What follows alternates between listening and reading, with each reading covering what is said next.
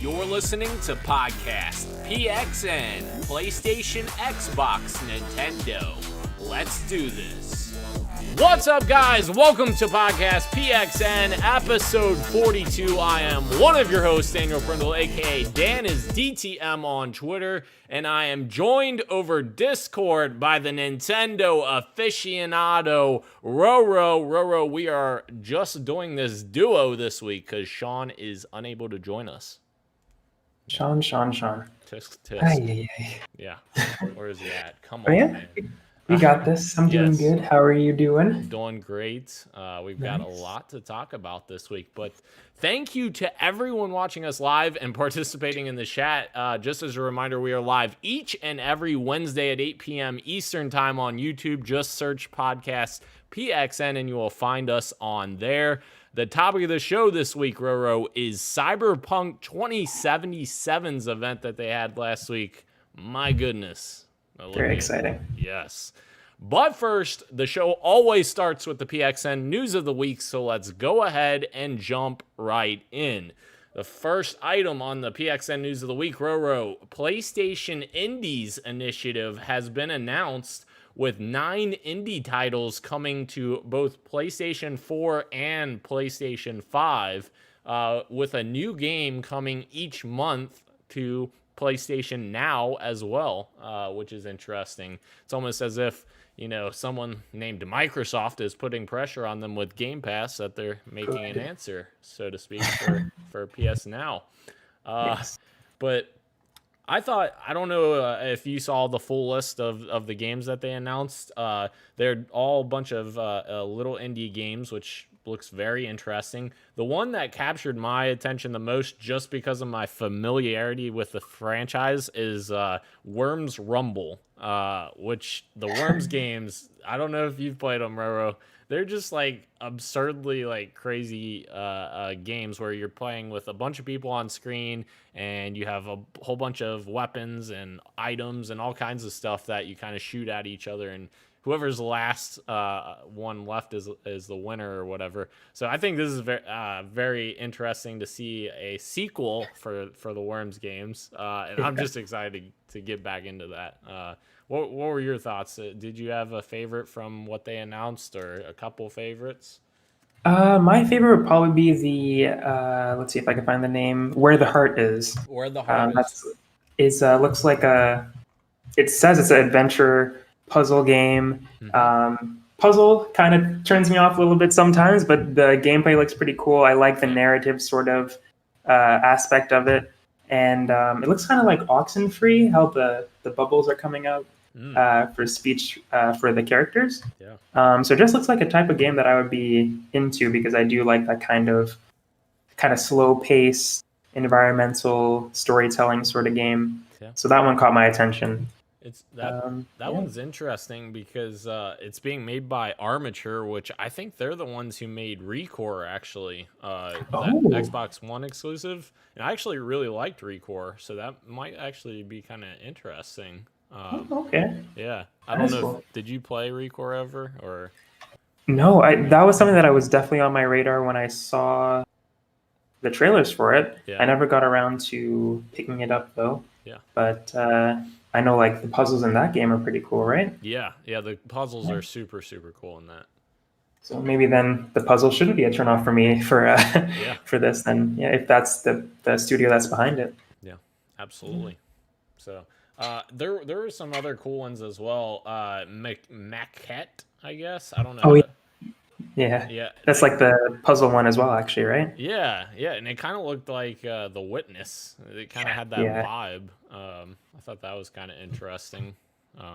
But yeah, art style wise, it looks very similar to The Witness as well, which is kind of funny. But so yeah, some cool announcements there, and they definitely are trying to build up PlayStation Now, which I'm very excited to see them do that to kind of compete with Game Pass a little bit more. They desperately need to. Yeah, absolutely.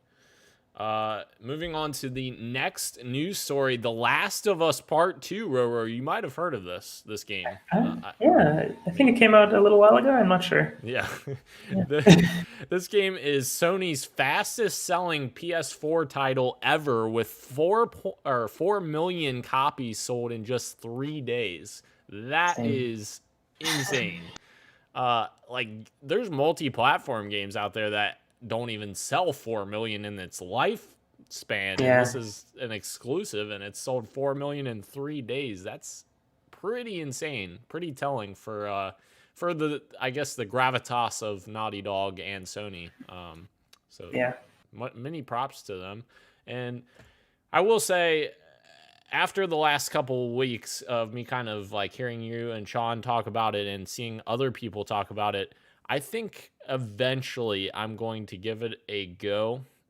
Once I kind of recover from my thoughts about what they did, I may not agree with everything they did, but I guess my biggest thing is I need to experience this game, just because it's more than just those experiences, I guess I'll call it, that I didn't like, as far as the story goes. But yeah, I think I'm warming up to the idea of maybe giving it a try. Yeah, maybe giving it a try. Maybe a month from now, maybe 2 months from now. I'm sure we're gonna have plenty of dead time in August, especially with a bunch of stuff getting delayed, including Cyberpunk. That's no longer coming out in September, so I should have plenty of time leading up to the new console launches. So maybe that'll be kind of my pre-fall blitz of games game to jump back into. Have you been playing any more of that? I know you beat it, but have you gone back to it at all? Or I have gone back to it. I'm taking a break right now. I want to platinum it, but yeah, I am definitely taking a break from it right now. I have gone back since beating it. Yeah. But yeah, that's good to hear that you're hopefully warming up to it eventually. I think you should definitely experience it. Maybe not buy it. Maybe borrow it from Sean. I think he offered to give it to you if you ever wanted to give it a try. For sure. But definitely, I think you should give it a try. If you're not willing to purchase it, you should definitely at least pick it up from Sean or something. Yeah. Yeah, I agree with that. So it'll be interesting to see if I'm okay with the end result. Obviously, I'm sure the gameplay is going to be phenomenal. I'll love it. Awesome. But how long is the story, like, roughly? How long did it take you to beat it? I would say 20, 25 hours. I think that's the sweet spot. 20 hours minimum, I think. Oh, that's not bad at all then. I was thinking like 40 hours or something crazy. So it might take certain people that long if you're going and searching for everything, which I think most people do, trying to get the artifacts and the storytelling and stuff like that, which I did do, but as I saw by the end of the game, I had missed quite a bit. Yeah. I'm definitely not that person. I'm not the collectible type of person, so I'll probably do it about the same as you. So cool. I'm excited to possibly jump into there when Sean gives me his copy then. Moving on to our next news story, PlayStation Plus has some new games. Sometimes we talk about these and kind of highlight them if they're good games. This, I think, is a pretty good month this month with NBA 2K20 and Rise of the Tomb Raider. I think both of these are really solid games. I know Rise of the Tomb Raider, I don't know what your thoughts are, Roro, but I know Rise of the Tomb Raider didn't necessarily get wait a minute. I'm confusing them. Never mind. Rise of the Tomb Raider is the really good one. Shadow of the Tomb Raider was the one. Yeah, that was a little disappointing. So yes, definitely, this is a phenomenal month. Rise of the Tomb Raider, in my opinion, was one of the best games of 2016, I believe, 2015, one of those years. One of those years. One of those years. It's in there somewhere. Really good game. Absolutely loved what Crystal Dynamics did, and I wish they had made Shadow of the Tomb Raider because I know it didn't do as well. Which, fun fact, Roro, I own Shadow of the Tomb Raider. I purchased it and literally haven't even started it. So, no. Yeah. Yeah. So I don't know if it was the whole Crystal Dynamics not developing it that kind of made me not want to play it as quickly, but I will eventually have to get back to that. Yeah, I still need to try it myself. I didn't even know that it didn't do well. I thought it was Yeah. a game that was okay, but I Yeah. still need to try that one. I love Rise of the Tomb Raider and the 2013 one, so I still have to give Shadow of the Tomb Raider a try. Yeah, absolutely. And I think it did decent. I think it had like average review scores, and Okay. people said it was like, more of the same, and there wasn't anything crazy about it or anything like that. I think it wasn't as revolutionary as people had hoped, I guess. And the Okay. story wasn't as good, I guess, as the other two, but for the most part, I'm sure it's a solid game. It has a solid, foundation that it was building off of. So I can't imagine it just being a train wreck. But Yeah. so very excited for those PlayStation Plus games this month. Moving on, Xbox has announced that there is a Summer Game Fest demo event, which is live July 21st through the 27th. So if you guys remember, we actually talked about this. Me and Sean talked about this a few months ago, actually, when Jeff Keighley announced the whole Summer of Gaming event. He did confirm that Xbox was one of the partners for that event to have live gameplay demos and such. But the interesting thing for me from this is that there's 60 new game demos that are coming for future Xbox games.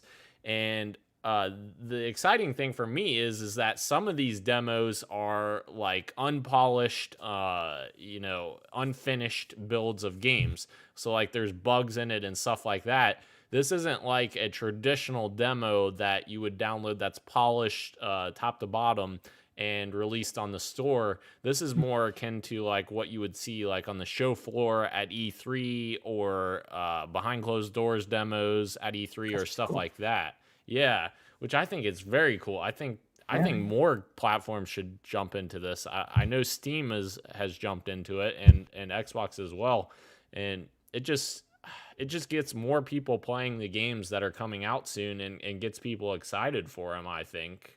Yeah, and a lot more feedback from just the general audience. You're not having, I guess, just a certain amount of people. Not a lot of people get to play these behind closed doors stuff, I guess. And I guess the feedback they get is quote unquote more valuable because it's people in the industry. But if you get a lot of people playing these games that are not complete and giving back their valuable feedback, hopefully, and they're not trolling, I think it would be great to see these events happening a bit more. Yeah, I agree completely. And I hope, I know this is kind of a product of the whole COVID situation, but Yeah. I hope that this isn't something that's just here for COVID. I hope it's kind of something we see moving forward, Yeah. for future years. It's hard to say if these live events will even be coming back in the future. Like, is E3 Yeah. going to be back in 2021? Is PAX going to be back in 2021? Are they going to start doing more stuff like this digitally? It's going to be interesting to see. It is that, and that's fair points because even Microsoft, I think they announced already that they aren't doing any like Microsoft as a whole isn't doing any live events until like after July of 2021, I believe is what they said, which is kind of crazy. That would be after E3 next year. So I'm assuming that means no Xbox E3 next year, but I don't know. More than likely, no PlayStation either because they've been not going Yeah. for a while. So that's going to be interesting if Yeah. E3 is back next year. If E3 is back next year and neither of them show up, I don't see how E3 could be sustained, to be honest. Yeah. So, yeah, I don't know. Oh boy. Yeah, and it sucks in the same respect because, like, I don't know about you, but like that's a week that I always look forward to, and like that's something you get excited for. And yes, it is a ton of news in like a few days, but it's so exciting because you know that time of the year every year is going to be like just a giant splurge of information, and things to get excited about. And instead, Roro, I'm left wondering when the Xbox event is going to happen so I can see Halo Infinite. Yeah, I definitely miss E3. Yeah. Yeah, I miss complaining about it too. Actually, I miss the good and I miss the bad. So I really hope it does come back. They find a way to fix it or make it more sustainable for next year. But Yeah. I guess all good / bad things come to an end eventually. But we shall see. Yes, it will be interesting to see. And speaking of the Xbox event, Roro, that was a great segue. I'm sorry. That was really good. We did good there. According to VGC, Microsoft will hold their next big Series X event, which is their first-party games event, on July 23rd. So this is interesting because this is smack dab in the middle of that date range that we were just talking about, the 21st to the 27th. And that kind of makes me think a couple of things. So they've already confirmed like a handful of games that are part of that demo event. So like I think they confirmed like 5 games or something, and they said they would confirm more over the next month or whatever. I think they have a potential of on the 23rd when they have their event, if that's in fact the date, that they announce on stage and you can play this right now. Like, for instance, Halo Infinite that is coming this fall. It's coming to Xbox One also, remember. So Right. it's going to have an Xbox version. It's not out of the realm that they have an Xbox demo, so to speak, because we still have to have a Halo beta at some point for Infinite, because Bonnie Ross, the head of 343, said a long time ago when MCC shipped as a disaster, she said every Halo game to date will have a beta before launch. So I think this may be a possibility that we get demos such as Halo Infinite and maybe other games as well, which I would be very excited for that. People would lose their mind. Yeah, that'd be awesome. Yeah. Yeah, I would like to see that. I don't have an Xbox right now, Yeah. but Even I would if be very happy for demos to be releasing, and Halo being one of those, that'd be amazing. And even if they did it on Windows too, that'd be cool. True. 'Cause Yeah. obviously they release on all platforms, Windows and Xbox, so that would be very exciting to let PC players play as well. I hope so. My only concern is I'm in North Carolina that week, and if my internet connection sucks, oh no. That would be devastating. That would be awful. Yeah. That would be awful if they release the Halo and you can't play it for some reason. Yep, that pretty much sum up 2020, I think, Roro. True. Yeah, that's just 2020 being 2020. That makes complete sense. Yeah. Oh man. That's one last FU from 2020 to me. Yeah. Thanks, 2020. You did nothing for me. Oh, all right. Moving on. Speaking of events, Microsoft will reportedly reveal the Xbox Series X, which is the often referred to Lockhart edition of the next generation consoles, to be announced in August, and that it was originally scheduled for June. So this is very interesting and very believable because if you remember, they announced their whole Xbox 2020 initiative a long time ago. And they basically said that every month we would be getting some kind of drop of information. And June came and went, and we didn't get any of that. We got nothing in June. So it very much seems like COVID maybe pushed back the event for Xbox Series S to August as opposed to June. And Roro, I want to ask you, what do you think? Who do you think's going to go first in terms of pricing their consoles? Oh my god! Because at this point, Sony's having an event in August as well, a state of play event, and now Microsoft's presumably going to have this event that they would announce their price. So this is going to be a major standoff, I feel like. Yeah, I don't know. I'm so desperate to find out who is going to go first and what the prices are going to be. Obviously, I'm desperate for this Xbox Series S news because, like I said when we were talking about the PS5 weeks ago, I would definitely go for the S, and I'll definitely go for the digital version of the PS5. Not only because it's cheaper, but because I don't buy physical games as much. Yep. But to answer your question, I think I think Xbox will go first. Yeah. Based for price, I feel like they've been kind of ahead of the game. How they have been going with releasing information on their consoles, and I think they're just going to continue doing that. I know that this is a kind of a different situation. Pricing can be a little touchy for the customers and the gamers and all that kind of stuff. So they probably don't want to go first, and they want Sony to name their price, and either they match it or they go below it, or if they are confident, they say whatever they're going to say. Yeah. But pricing is definitely a tricky one. But I do think Xbox is going to go first, and Sony's just going to sit on it as long as I think they can sit on it as long as they want to. They don't. I think they're pretty cocky right now, and they can just feel like they can wait as long as they want.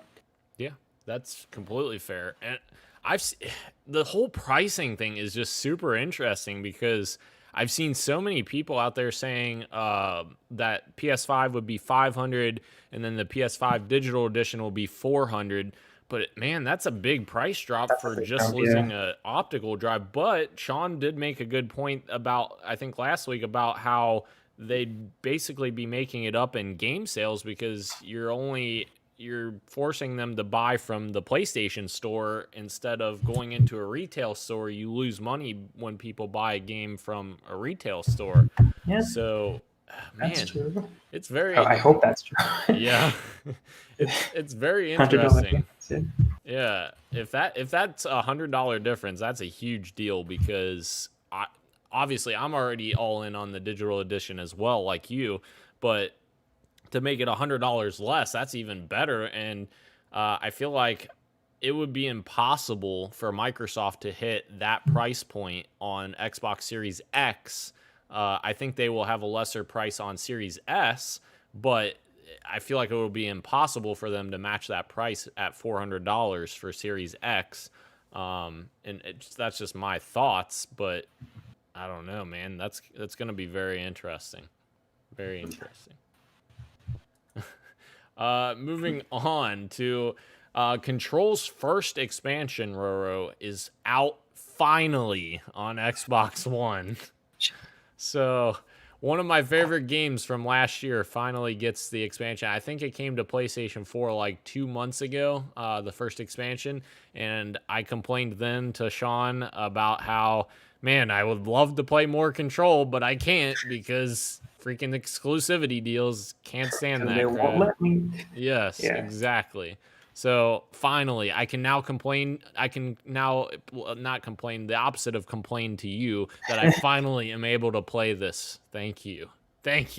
Although the reviews I think were kind of average on it compared to the game. Yeah, I think they were a lot more tempered, I guess. But lukewarm. Yeah. Did you play Control? I don't remember. I have. Yeah. I definitely fell off quicker than I thought I would. I want to go back and try to complete it. I think I honestly just got stuck, and then something else grabbed my attention, and I never went back to it. But the style, everything about that game is like beautiful and cool, and I definitely want to get back to it because it seemed like a game I would enjoy if I gave it a fair shake. Yeah, I agree. Remedy's never made a bad game. Agreed. Don't at me. Absolutely. Quantum Break is amazing. Yes. Oh man, I feel like Quantum Break doesn't get the deserve it really deserves. I don't know. That game was amazing. Even like the whole Microsoft's whole initiative where they wanted to combine TV with games and stuff like that. Quantum Break was really the only game that ended up like fulfilling that initiative, that vision. And that game, I feel like it did it really well. I thought so too. Yeah. I feel like a lot of people don't share our same opinion, but I thought it was awesome. I love that the melding of the two. Yes, I agree completely. And that was the whole Xbox Studios thing or whatever that they created for TV. That was Halo TV series was tied up with that as well, but obviously that went by the wayside, and Halo TV series got picked up by Showtime, which we will finally get next year, Roro. Halo TV series. Hey. So, yeah, very excited about Speaking of some TV series, though, Roro, the Cuphead show on Netflix has gotten a behind-the-scenes video, and that freaking looked awesome. Yeah, Like, it looks great. yes, the game It reminds already me looks of good. the Looney Tunes show that came out recently as well for, I think it was for HBO Max or something. They Yes. remade the Looney Tunes or something. Yeah, it reminds me of that, just animating that retro style, but bringing it to like a more modern audience. Yes. But still, it looks great. Yes, it does. And the nostalgia factor, I Yeah. guess, like that art style, it's just so good. Like, give us a Cuphead 2. I know that there's still Cuphead DLC coming at some point. Don't know when Some that's point, coming. yeah. Yeah. But Probably takes forever to work on that because of the animation. yeah, It's so it's all intimate, I guess. it's all hand drawn, and Yeah. it's just, yeah, it's amazing what they did with that game. And it was like, I think it was like just a family that did it, or like Yeah. 3 or 4 people that did it. Wasn't a And big team, yeah. yeah, super cool. So, moving on, this is going to be right up your alley, Roro. Animal Crossing New Horizons is getting a free summer update that is coming July 3rd. What are we getting from this fantastic update? So in this update coming July 3rd, which is I'm pretty sure Friday, we're getting the ability to dive, which sounds super weird, but the big ocean that you see in New Horizons that is on everybody's island, we're going to be able to go scuba diving and be able to pick out some scallops, some shells, and some other deep sea creatures and stuff like that to be able to sell, to put in our museum, which is crazy that there's still more stuff to donate to the museum, which is humongous in this game. Yeah. There's going to be a new character or a new animal, I guess, who's going to be visiting us, who's going to give us more DIY projects, which are just these little crafting things that you do in the game by finding different materials, like the scallops, like the shells. So new items are coming to the game, basically. And that's all I can think of right now. Cool. Don't remember anything else being added, but that's huge in itself. Just being able to do the diving, which was something that was in the previous game, New Leaf, from the get-go, I think. So it's cool that they're bringing that to this game now too. That is super cool. For someone who hasn't played an Animal Crossing game before, like, what do you think that someone who hasn't played those would like be able to jump in easily? Because like I've never played an Animal Crossing game, and I've always looked at them like, I don't know, I just don't know what the appeal is, but maybe I'm just like not seeing it, or I don't know. What do you think that? I don't know if you would like it. It's definitely not for everybody, and it's hard to explain the point of it because I feel like the point of it is that there is no point of it. Yeah. You could do like whatever you want. Yeah. Really, you could spend the entire day fishing or terraforming your island into something that you dreamed of. It's just basically a getaway from this crazy world of 2020, and it's always been like that. Obviously the world hasn't been this dark before, but it's just always been a nice little relaxing game to kind of escape your life, I guess. But yeah, it's just really calm and relaxing. You find like new relationships with the animals. You find that you're getting weirdly attached to them.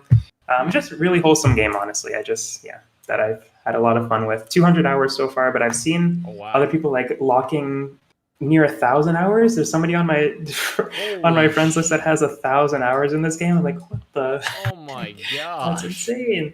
That is insane. Yeah, it's crazy. Wow. Okay. Yeah. I think my biggest so one thing that I did miss though is a character named Gulliver. Yeah.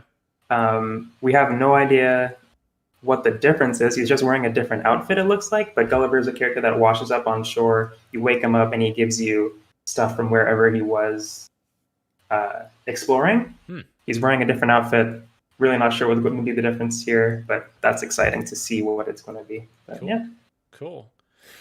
I think my biggest problem with it has always been like it always looks like, like you're micromanaging, I guess. and like I don't know the fine details. I don't know. Maybe it's not like that. It's just how I imagined it being. Do you have to like manage your crops and stuff like that, or is it kind of just up in the air? You just kind of do stuff and then walk away and then come back later.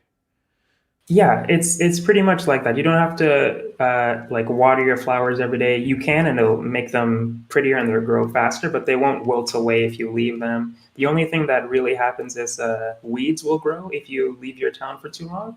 So you'll have to pick them when you come back. But that's basically it. There's nothing like there's no penalty for staying away from the game too long, and yeah.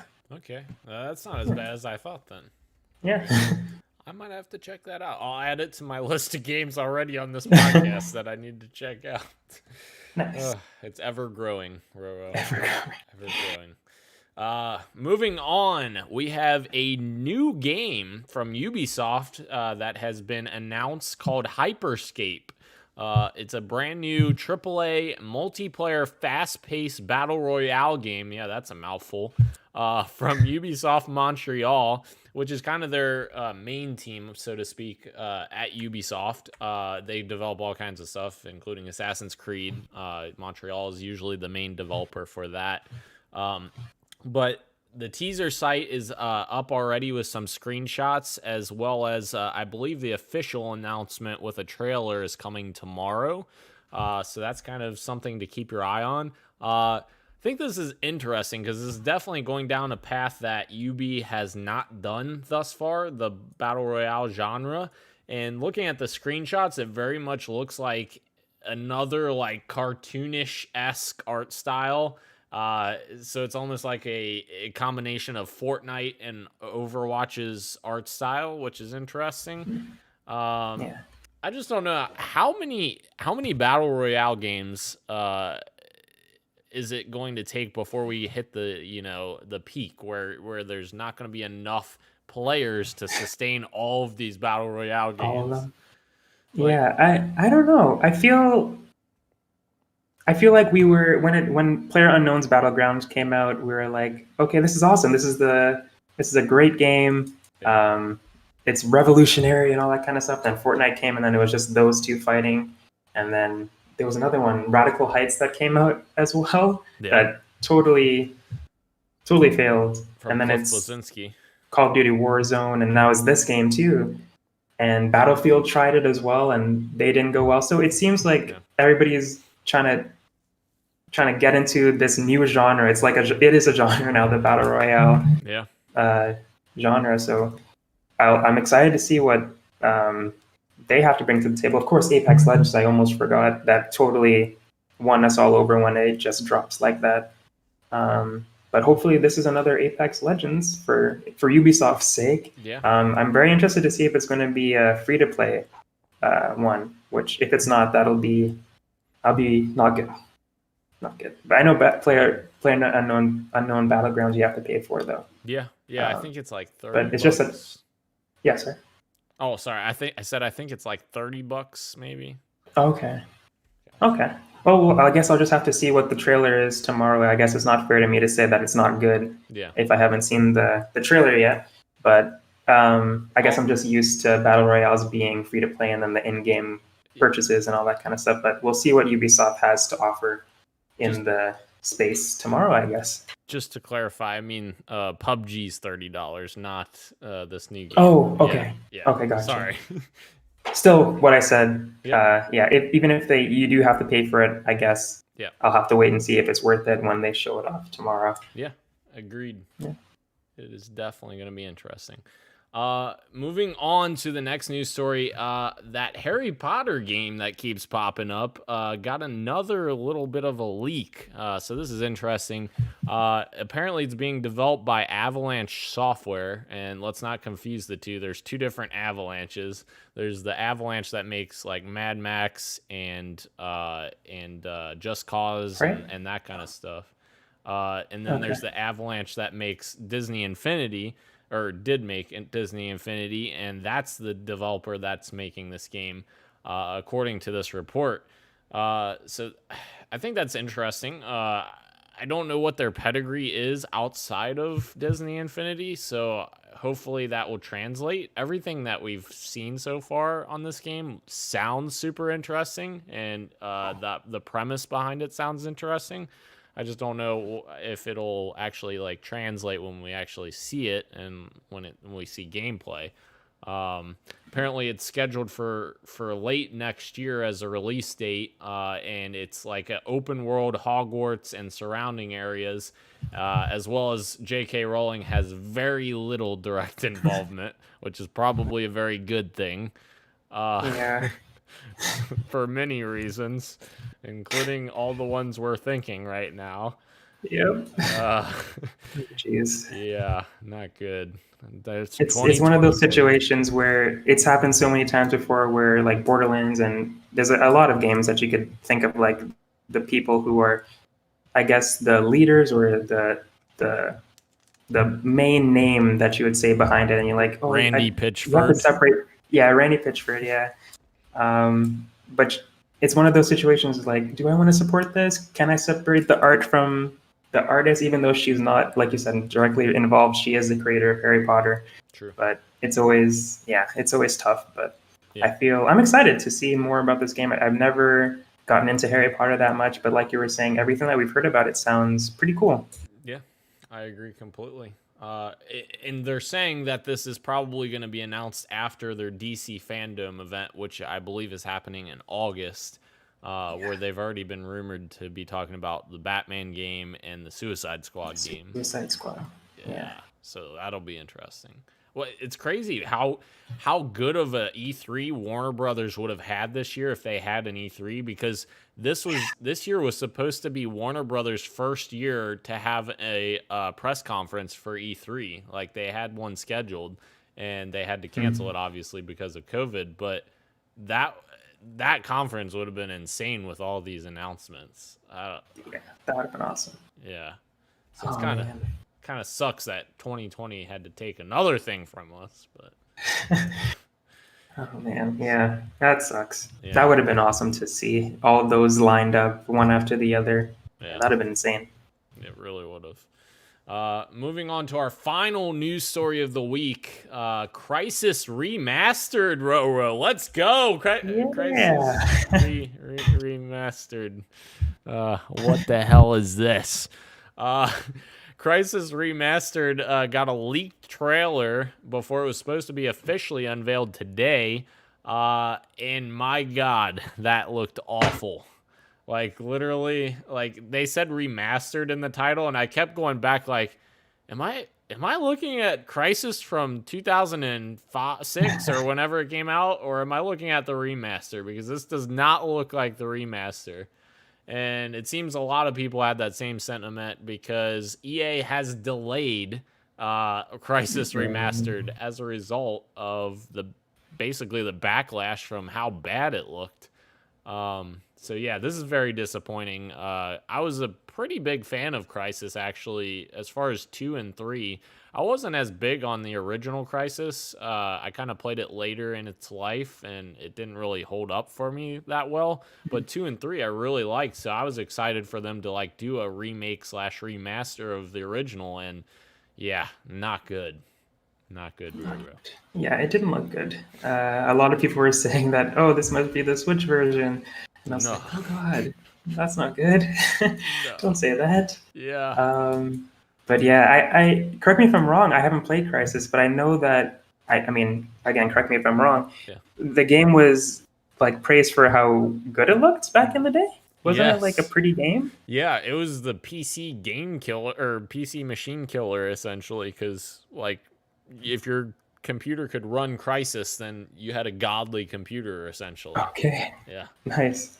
So it's interesting to see that, oh my God, you need an entire rig to run this thing, and now like it looks terrible. Like, you think they would continue that kind of streak and trying to outdo themselves and make it look as beautiful as it can in modern times, especially if it's a remaster. But yes, we shall see what happens when it's when they can show it again. Yeah, and this is pretty much the complete opposite of something like Resident Evil 2 remake and Resident Evil 3 remake, like in the most opposite way possible. So, yeah, not good. Not good, EA. Figure it out. Actually, I don't even know. EA published the original trilogy, but I don't even know if the remaster was being published by EA, because Crytek is obviously their own thing. So it may not even be a EA, and I was, calling them out. Sorry, EA. I didn't mean it. Moving on to the games we are playing, I have finished my Master Chief Collection solo legendary run, Roro. I have completed all 6 games on solo legendary. Nice. Let's go. Well done. Yes. I timed it well too, because they just announced on the 343 blog yesterday that the Master Chief Collection Season 2 is coming. Season 1 had a bunch of Halo Reach unlocks that was tied to the release on PC, which is very exciting. So you got to unlock all the armor for Halo Reach and everything when that was released. Season 2 sounds freaking insane what they're doing. And it sounds like they're going to continue to build on MCC, which is awesome. Like, MCC has gone from the biggest disaster in gaming history to a phenomenal deal right now. Like, literally, it's an amazing collection of games. And Season 2, they are bringing in weapon skins, armor skins, and vehicle skins for Halo Combat Evolved, a game that came out 19 years ago. Like, I cannot wait to see the crazy skins in multiplayer of Halo CE multiplayer. Like, that's super cool. How they were able to do that with the engine and everything, it's just awesome. And they even talked about how in the future they want to do the same thing for the other games as well. So they're going to add a bunch of stuff for the other games once everything releases on PC finally. So, yes. That's awesome. That's great that they're, like you were saying, that they turned it around, that they're continuing to support it, because, it didn't have such a great launch, but it's great to see it that it's being supported. Yes, absolutely. 6 years later, mind you. Yeah. And the other game I've been playing, I just started this the other day, Call of Duty Modern Warfare 2 Remastered, the campaign, which, man, I really love the original Modern Warfare trilogy. One of my favorite stories in the entire Call of Duty campaign, like, family. And Modern Warfare 2 is such an interesting campaign, especially because of the divisive mission, No Russian. I don't know if you remember that. Remember, No Russian. In the airport scene where you basically mow down people. But that it's just crazy to me, like, how impactful that moment is in the game. And, like, I don't know. It just leaves a lasting impression on you because you just went through that entire experience, and then at the end, he basically leaves you for dead, and they're like, oh, they're gonna find the American, and then there'll be war. And it's crazy, man. It's such an interesting story. I love it. I'm about halfway through that, so very excited. I think, are you playing Animal Crossing? Is that right? That's right. I am playing Animal Crossing. I actually did take a break a little bit for The Last of Us and something else. So I'm back in the full swing of, like, waking up every day, turning on Animal Crossing and seeing Isabel up in my face telling me the news.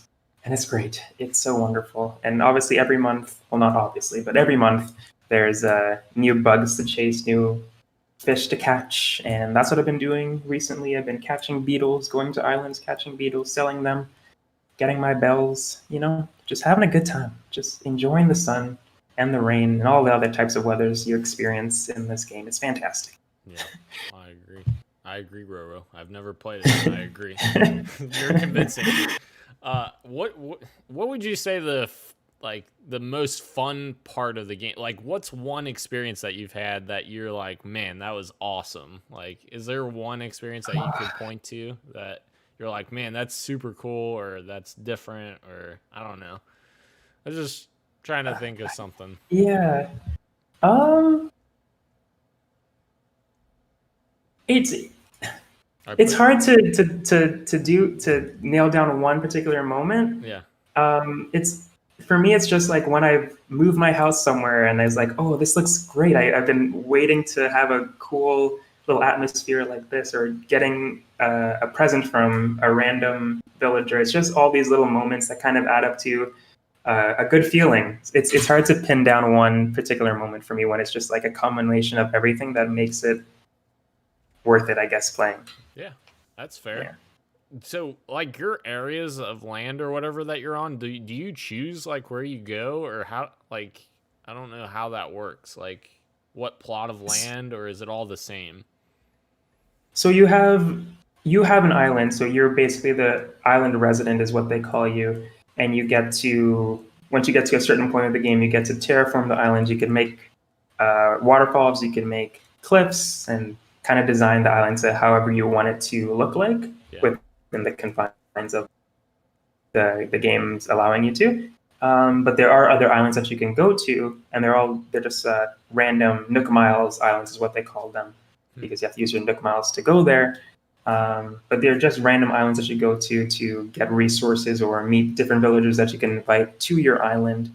But besides that, you're pretty much stuck on this one island that you get to make your little paradise. And of course, you can visit other people's islands as well. That's super cool. Yeah. Interesting. So it's kind of build your own adventure. That's cool. Pretty much, yeah. Moving on to the topic of the show, Roro. Cyberpunk 2077 had their Night City Wire or whatever it's called last week. Looked freaking amazing. They showed 25 minutes of different trailers and interviews and such. Looked really good, but one of the highlights, I know you were pretty excited about this. Studio Trigger is working on a Cyberpunk 2077 anime, and I think they said it's coming 2022, right? Yeah, probably takes a while to work on that, which is fine because they are a great animation studio. They've made an animation or an anime called Kill la Kill, which is a pretty popular one by them, which I thought was amazing. They've done a lot of stuff for video games too, actually. There's a game called Shantae by WayForward. They've done a lot of animations for them, like whether it be like the intro screen or some cutscenes sort of spliced out throughout the game. But they're a really well-known animation company, and they're kind of famous for their style. They have a really unique style. It's hard to explain. It's just very in your face, and I'm very happy that they are the ones that are going to be working on the Cyberpunk anime. They just go hand in hand, honestly, with the style that studio is known for. Yeah, and it sounds super cool because it's such an original thing. You don't typically see this with games having an anime tied in so tightly. And I know a lot of people are very, very excited about that, just like you are. So yeah, that's super cool. Kind of give a original take on Cyberpunk. Sure. And it already feels like they're like building this into like this, this big like franchise, and it hasn't even came out yet. Like, like that's crazy, man. That's so crazy. One of the things I thought was interesting, they kind of went a deep dive into the character customization. I heard IGN talking about they said that the character customization is pretty deep, but there's like presets or whatever that you have to select from. So it isn't like a Skyrim or games that allow you to like customize your character completely, like drag this ear to look like this and such. They kind of give you presets, which I kind of like that better, just because otherwise I spend like hours trying to perfect it. I'm like, dude, there's no way I can do this. It just takes too long, and I have OCD when it comes to stuff like that. And I'm like, it doesn't look perfect. It doesn't look good. I don't know. I know everybody has their preferences when it comes to the character creation stuff, but there's definitely a sweet spot for me where obviously I don't want it to be bare bones where all I get to do is change the color of my hair. But when it gets crazy, I do get like a little intimidated, I guess, or like, yeah, sometimes it is a little too much for me. Like Black Desert is a MMO, I think, that has a crazy in-depth character customization. I was like, I would just spend way too much time here, or not enough time to when I start the game, I'll have to start all over because I'll be so upset with how I made my character look. So there's definitely a sweet spot that I hope that Cyberpunk hit with how in-depth you get to go with the character customization. Yeah, I agree. And I think we both can agree that the most important thing to come out of this is the amount of genitalia you can choose from. Right. Jeez. I'm just kidding. That's such a weird thing. Like, who was in the room that said, like, that pitch, like, all right, we need to have 3 different types of genitalia, and we need to have this many different types of, hair, and it's like, what? This is getting weird, I don't know. I can't wait to see what the reason is that is even an option. Yeah. Because, I mean, we'll have to see it eventually, so better be good with your decision making there in the customization. It's gonna be awkward when we actually like go to customize that. Like I have a giant window right next to my TV where I play traditionally, and it's normally open. Like my curtains are open because like my neighbors are in the back. Like I like looking outside and stuff. But man, I think that day that I'm creating my character in Cyberpunk, I might be closing the blinds a little bit because I'm like, that's a little awkward, I don't know. But yeah, I like the customization that they're doing. Like you said, it makes it, you have the ability to choose a bunch of things without it getting, too crazy, so to speak. They did show a new feature, so to speak, as well. Called Brain Dance, which I thought was interesting. It's almost like, you're reliving someone else's memory and reenacting that memory, which is kind of interesting. It's almost like Matrix X-esque. I don't know. Did you find that fascinating? I guess the concept behind it isn't that crazy. It's just you're playing a different perspective, I guess. But it just sounds... I just feel like the story perspective, it would kind of tell some interesting stories that way. For sure. I think it'll be a lot different when we're playing it. As for the presentation part of it, that kind of slowed down the momentum for me personally. But I think when we're playing the game, we'll feel a little bit, at least I'll feel a little bit differently. I know that you said that you thought it was pretty cool, but I don't know. It reminded me of like detective mode from the Batman games, or I can't think of any other examples, honestly. That's honestly a perfect example. Yeah, there's always that one thing in these fantastic games that I'm like, I really don't want to do this. Like in Spider-Man, I really didn't want to sneak around as Mary Jane or do those Dr. Octopus puzzles, but I loved every other minute of that game. And in the Batman games, not a huge fan of the detective mode because for me that just took away from the momentum, and I understand why it's there. But I feel like this might be one of those things in a fantastic game that I just really rather not do, but we'll see. Yeah, agreed. One of the kind of puzzling things, I guess, we didn't really see a whole lot of Keanu Reeves' character in this whole ordeal, which some people said that it's probably because this is such an early part of the game that you kind of have to work your way to him, because he's supposed to have, I think he has the second most amount of dialogue in the entire game, which is kind of crazy. So eventually we have to find him somewhere, but I guess you're kind of building to that point of getting him, and then that's like probably a featured moment, so to speak. I think they said that almost all of the footage that they showed was just the prologue of the game, which is crazy. Yeah. To think that everything that they showed was just like very early missions, and yeah, that's insane. That's mind-blowing. Like that game's going to be insanely huge. Yeah. And unfortunately, it's coming in November right next to another game that I've been waiting 5 years for, Roro. Oh man, Halo Infinite. It's going to be hard to juggle. Yeah. man, that's gonna suck. Yeah. It's gonna suck. And to think that game was originally supposed to come out 3 months ago.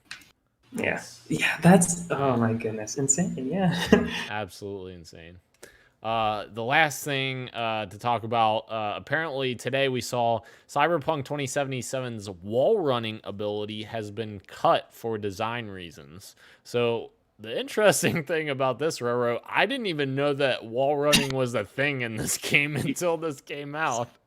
So, yeah. So we're both on the same page there. We had no idea until this news story came out. I was like, oh, that's unfortunate, but It must have been shown in some trailer along the line. Yeah. If they thought they had to report on it, because if they didn't make this story, I wouldn't have known. Yeah. I would have played the game in November, finished the whole thing, and I wouldn't have been like, where is that thing? Where's the wall running? I wouldn't have known. Yeah. We demand wall running. We need now that we know. Yeah. We're all entitled gamers here. Oh man, that's funny. So I believe that's it. That's it, guys. Episode 42. Thank you guys for checking us out. If you guys want to follow us, we are at Rowro, RAUWRO, if you're on podcast form, and at Dan is DTM for me as well. Follow us there.